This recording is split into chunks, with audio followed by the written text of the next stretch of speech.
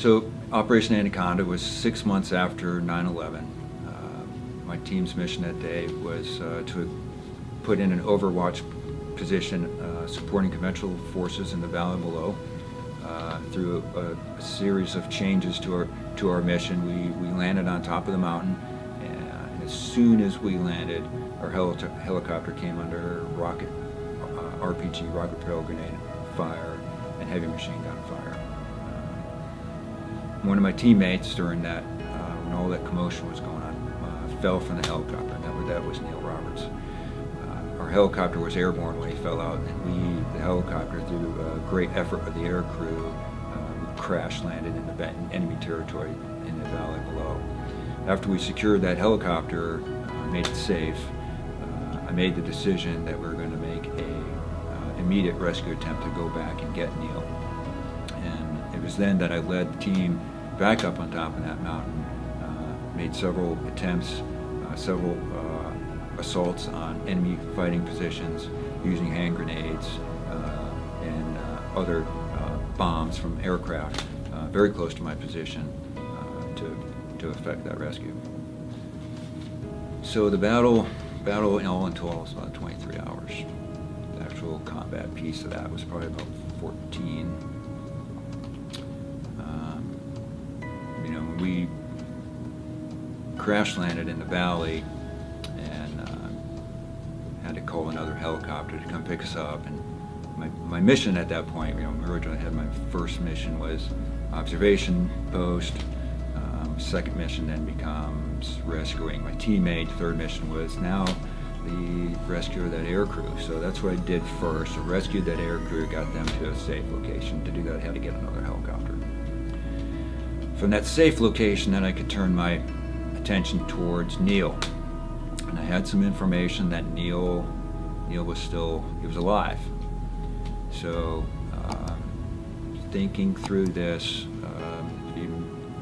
those people that are in command, that you have a burden, you have a responsibility towards your people.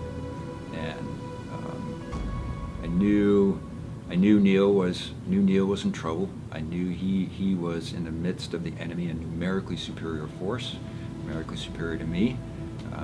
They had me outgunned. They were at extreme altitudes. We were in extreme temperatures, and pretty much operating at the extreme end of all our aircraft capabilities.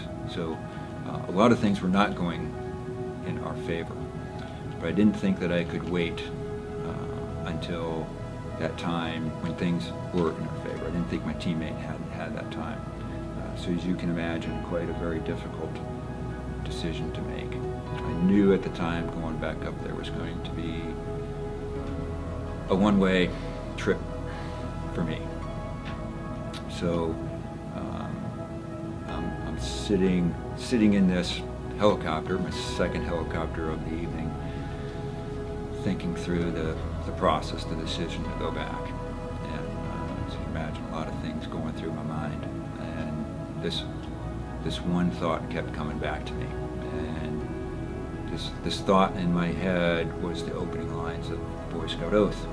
On my honor, I'll do my best to do my duty. On my honor, I'll do my best to do my duty. On my honor, I'll do my best to do my duty. Finally, I started listening to it, that I have not done my best yet to go get my teammate. So I made the decision that I'm going to go get my teammate. And I briefed my team. I looked at all of them. I said, eyes on me, eyes on me. They all looked at me.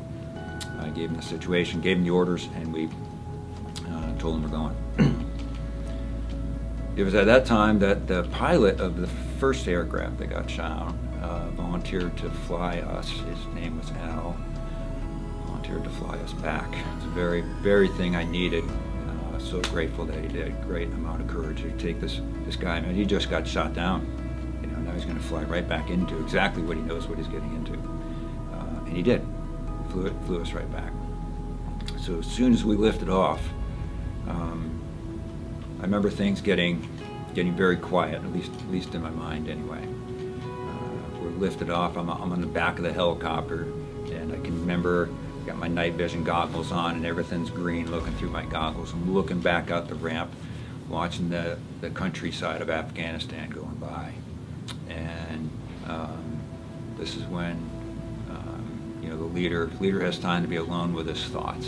You get a few moments, and this is when my thoughts were drifting back to home, and going, you know, they drift back to my son, and basically I'm telling him goodbye.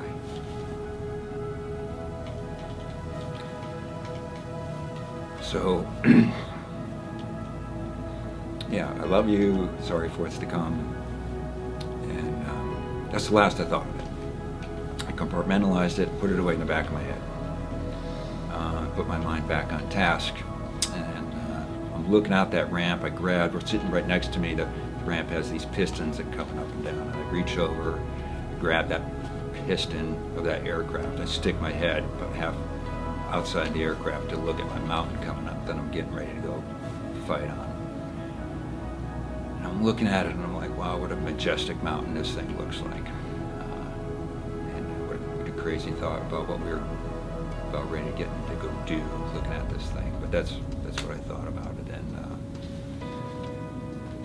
And then we landed. We were taking heavy fire coming in, and we landed.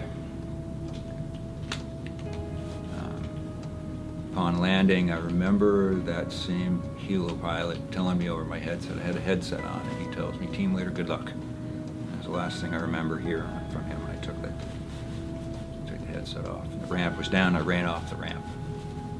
As soon as I got off the ramp, the snow was much deeper on top than I thought. So my first step off the ramp, first one off, first step, I took a tumble, much like if you've ever been in snow and you step off your steps, right? And you think that next step is there and it's not, and you take a fall. So I took a header right off the end of the plane. And got up off of that, wiped the snow from my face, and joined my guys. And walked up next to one of my teammates, John, and I asked John, I said, "John, what do you have?" He said, I don't know. And then right away we started taking heavy fire from a bunker that was right in front of us. Dug in position underneath a tree at a tarp, heavy sustained machine gun fire coming out of there. That gunfire came right at us. It hit John. The bullets went through my clothes, through my pants, went through my gear, and I dived behind a nearby rock. And I noticed John was down. So I took a look around at all my teammates. We were taking heavy fire from three sides, certainly in front of us, to my immediate left, further left, and right behind us, so about 270 degrees. And as I look around, there's all these muzzle flashes from everywhere. I'm thinking there's a lot of people up here. I look at my guys because I have to keep track of all of them, and they're engaged in their own little battles with different positions. But certainly the one that's the heaviest fire is coming from the bunker. That's right in front of me. And I realized that, hey, we're all out in the open, and there's bullets snapping by our heads, like little snapping. And you can see puffs of snow coming up all around us, and the bullets, it's pretty heavy. We're out in the open. I know I got to silence this gun, this bunker, so pull a grenade out of my pocket and run up to it as quickly as I can, throw a grenade in there, and then dives back behind the rock.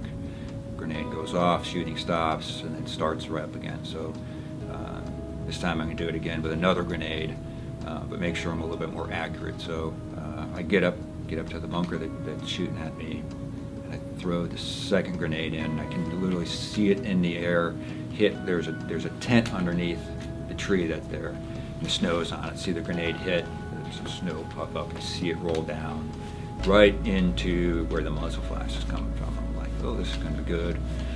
It goes off, but the gun only stops for a second and starts shooting. So again, this point I'm out of grenades, so I use my rifle. I should take rifle shots at the muzzle flash there. I just put my laser on it and pull the trigger and shoot it that way. Then I use my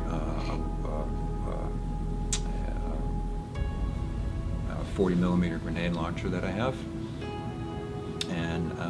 I use that to suppress the fire, the enemy fire that's coming at us from the left and behind us, because I'm too close to the other bunker for it to work. So I use all those grenades. That slows some of the enemy fire down a little bit, and I throw that gun away. Now I need to readdress the bunker where we're taking all the heavy fire from. So to do this, I'm going to do something a little different. I take my M60 gunner. It's right to my left. I take him and I put him on top of that rock, and I tell him to fire point blank down into that bunker.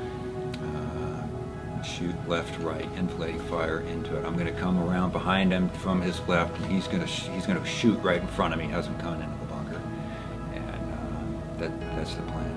He starts shooting right away. Big flame coming out of his gun. I can feel some of the heat coming off his muzzle flash almost, and then this brass coming out of the gun. It's coming out so fast, it's really hitting me in the face, and I was like, I got to get away from that. I roll off the rock, and just as I start getting into position, an enemy grenade comes out of that bunker, blows up, and knocks my machine gunner down, and he's wounded now. So this is a time I look around at all my guys again, and I see there's still heavy amounts of fire coming in. I look over at John. I'm seeing no movement from John. He's in the exact same spot under the tree where I last saw him. And I realized that because we're out in the open, life expectancy now is going to be measured probably in seconds. So I got to do something a little different to secure this top of the mountain. So I make the command to. So I realized I got to do something to something different up here. So I make the command that we're going to reposition my force just to another just over the side of the cliff. We're going to consolidate my team, like bring them all together, and then we're going to use close air support from jets and other aircraft to suppress the enemy fire. Then I'm going to reoccupy the top of the mountain. To get over there, we got to crawl because the enemy fire is pretty heavy. So to doing that, I go and I crawl over the top of John, looking for some sign of life from him, and I didn't get anything from John. So we continue to relocate to another location. I get all my guys together, and as we're getting the guys together, I take another seriously wounded guy. He gets hit in the leg, ironically, from the very same machine gun where I was just fighting, or that very same bunker. So now I got another wounded guy. So I get all our guys together in the trees, and it's really no more than probably 30 feet away from where our first engagement was. It's just now I have a little bit of terrain between me and the enemy guns, and I start calling in the close air support, which is in the form of an AC-130 gunship, and then eventually it was 500-pound bombs. Calling those in very, very close to our position. And by that time, a lot of the sun is starting to come up, and we're starting to have incoming enemy mortar rounds are landing very close to us. I know they're enemy mortar rounds because the gunship reports that there's an enemy mortar firing on us. So we're in the trees, so I have to move my guys to some rocks a little bit further down the hill just to give them a little bit of cover from that fire. So from that position, I reach out. The QRF, the Quick Reaction Force, shows up, and very surprised that they come around. The helicopter comes around the side of the mountain. I remember them very suddenly flying right over the top of our position, and I can look at the bottom of the plane, the helicopter, and I can still see all the rivets on the bottom of that plane. And it dawns on me that they're going to land right on top. And so I'm trying to make radio contact with them, and as soon as I do that, they themselves come under heavy fire from on top of the mountain. So now there's contact, heavy contact again, up on top of that mountain. So I'm able to contact the second helicopter from the Quick Reaction Force and direct them to land at a safe location. From that location, they unloaded the second half of that Ranger platoon, and they proceeded up to the top of the mountain and then secured the top of the mountain. So with that mountain secured, I can put my attention towards my guys and moving them to a location where I get my wounded evacuated, and that's what we did for the rest of the day, and then defended our position throughout the remainder of the day. And that evening we were extracted back to our base.